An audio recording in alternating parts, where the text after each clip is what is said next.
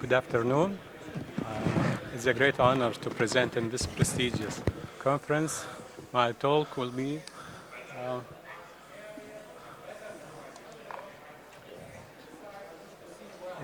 question.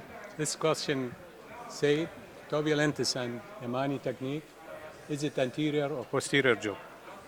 So, familial Ectopia lentis is a hereditary disorder that significantly affects vision. Lens extraction with the flange intraocular lens implantation represent effective surgical treatment option.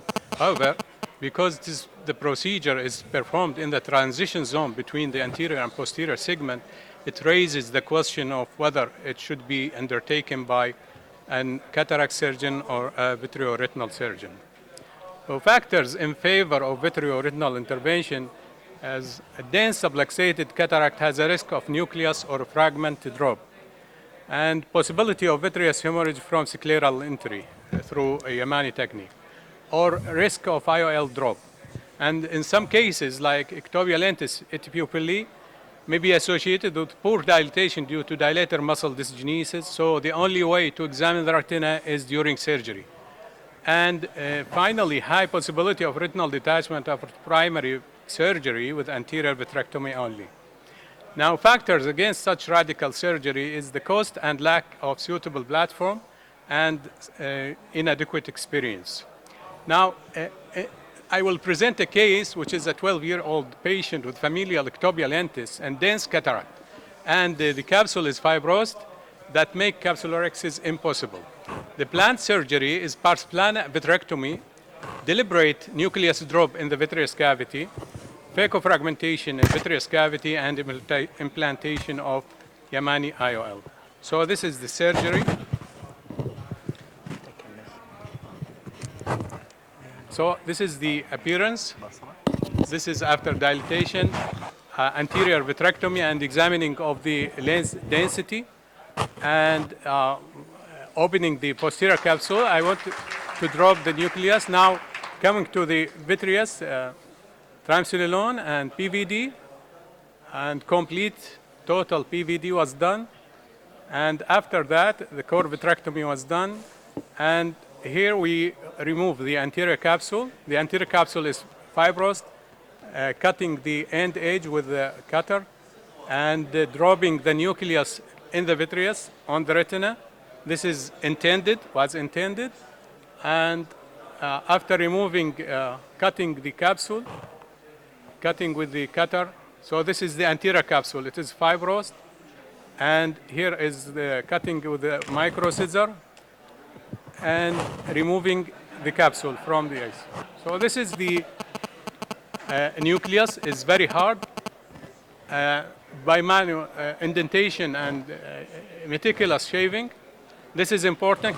Meticulous shaving is important because you will use the phaco-fragmentation, so you don't want the vitreous in front of the phaco-fragmentation because it may cause giant retinal tear if it engaged in the phagophragmatome. So this is the meticulous shaving. After that, phaco-fragmentation and in the mid-vitreous, removal of the nucleus.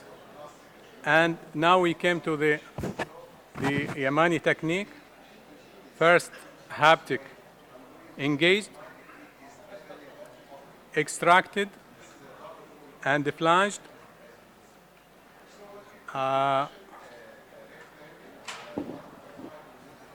This is the flanging of the first haptic.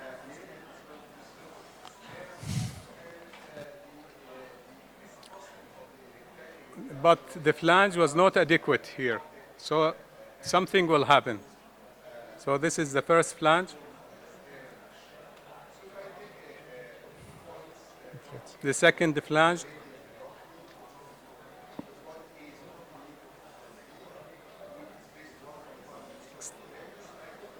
Engaging the trailing haptic with the needle.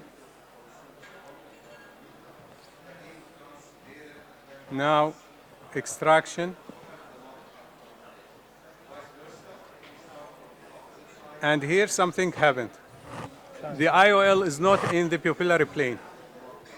Something happened. I realized the problem. It was detached from the other end.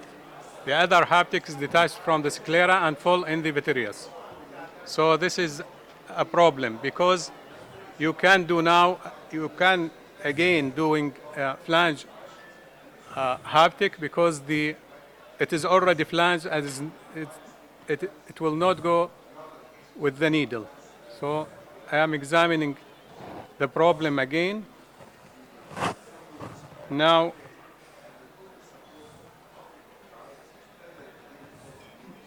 the IOL fall back in the vitreous. Going back to the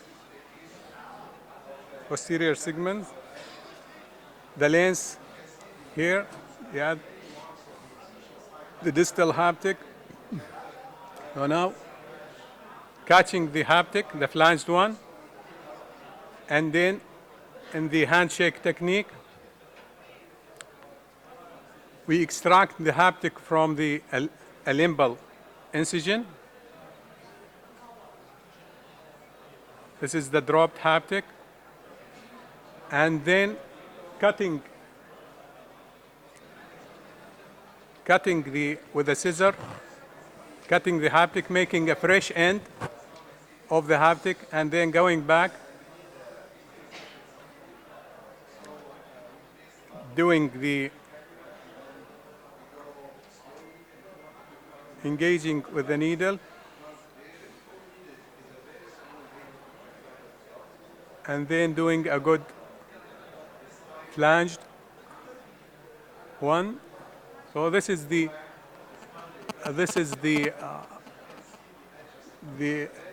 first flange of the haptic, and this is the final result of the case. This is after 4 years of the surgery.